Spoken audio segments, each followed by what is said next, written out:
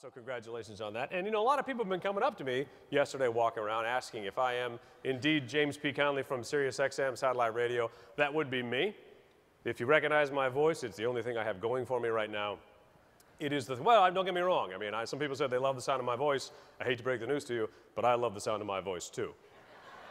It's distracting as hell because sometimes you people talk to me and halfway through I actually stop listening to you and then I start to imagine how much better that would sound if I just said that to myself. But this year has definitely been a much better year for me than last year. Last year had a very unique experience. I broke my foot, which in and of itself, not a bizarre thing, but how I broke my foot is what blew my mind. Has anyone here ever had the privilege of a broken foot before? Have anybody experienced? You have? I've seen, oh, testify, my lady, how did it happen? I fell off my clog. You fell off your clog?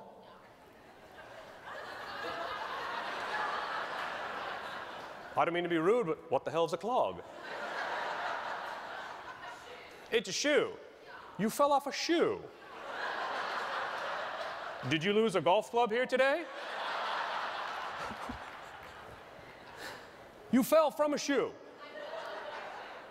I understand, but I've never heard anyone refer to how high is this clog? What? Maybe you need to get safer clogs. How about that? No more clogs. Good for you. Well, I'm glad you've recovered, obviously, from this horrific clog injury.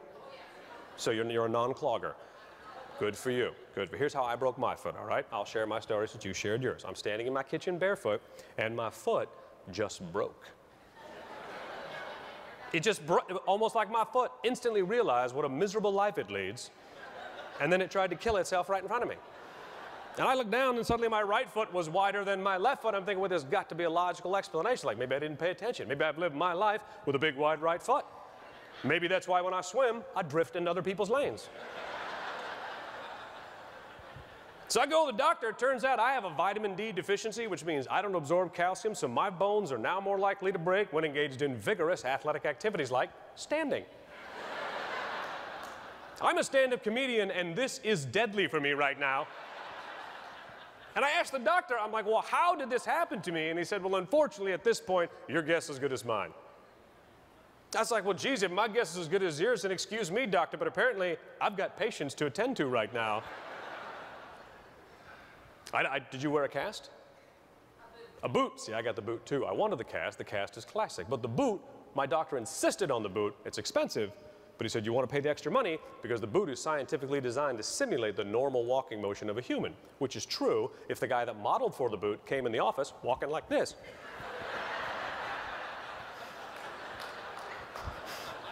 Because you barely noticed that at all, didn't you?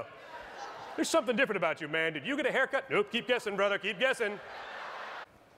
But my friends come to me for advice. I'm the type of person they ask. A buddy of mine came to me with a dilemma. Somebody broke into his house. He wanted to buy a gun. I told him you don't need a gun. Now, just for the record, I'm not anti-gun. I'm just pro-baseball bat.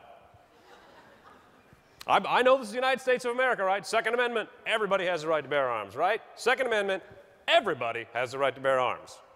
But really, everybody? I mean, come on, look around this room. Not everybody. Especially not the guy that hits marshmallows with golf clubs, I'll tell you that. I mean, I know the argument, you know, I need a gun to defend my home. Who am I to tell you not to do that? Does anybody here choose to have a weapon to protect their home? Anybody proud? Right there? Right next to the clogger? Oh my God, everything's happening right here. What is your weapon of choice, my lady, to protect your home? 2 shotguns. And a .38 backup? I think maybe you need to move to a nicer neighborhood. I don't know. When you get out of bed, here you go, honey. You've got. Wow, 2 shotguns and a .38 back. You've thought this through. Now, do you keep the weapons near the bed? No, you do not. Do you lock them up in a safe place? You keep one. Which one? The pistol. Wow, so you shoot somebody, they think they're getting away, surprise, I got a shotgun by the door. You got. Outstanding. You know the laws, the gun laws of the state you live in? You do. Good for you. That's all I ask. I do not judge. In California, we have something called the home invasion law. Somebody breaks into your house, you can legally shoot them. In Texas, it's called the home invitation law. You can actually invite people over to your house just to shoot them. Are you from Texas? Well, of course you're from Texas. I had no idea we could do that too. We're going to go home and have a dinner party is what we're going to do. Come on in. All I need is 1 foot in the door, you son of a gun. Here we go. Don't mind the red light. That's a Christmas light. You keep a coming. God bless Texas. How about that? I just think the gun sometimes, not normally women, but the gun makes a man delusional about the action hero he thinks he's going to become in the middle of the night. Do you really believe when your life is on the line, you're going to get up at 2 a.m. in your underwear, calm, cool, and collected with your little catchy movie phrase like, buenos noches, cupcake? I do not have a gun. If somebody breaks into my house and I hear, that's my spine and sphincter saying goodbye to each other.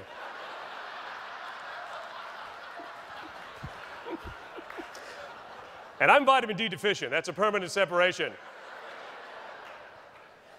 But it is my job to defend my home, and I choose to do it with a baseball bat. I believe in the power of the Louisville Slugger. I keep mine underneath my bed. That way if somebody breaks in my house, I can drop down like a ninja and come up swinging.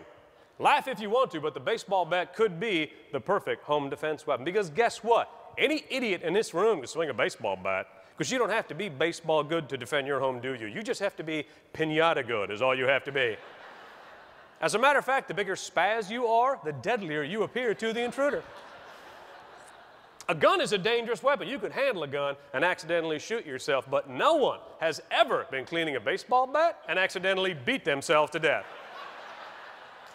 And if that does happen, that's an acceptable loss. Oh, yeah. I will volunteer to give the eulogy at that man's funeral. Dearly beloved, I think we all saw this one coming a mile away. I knew you'd appreciate that, Texas.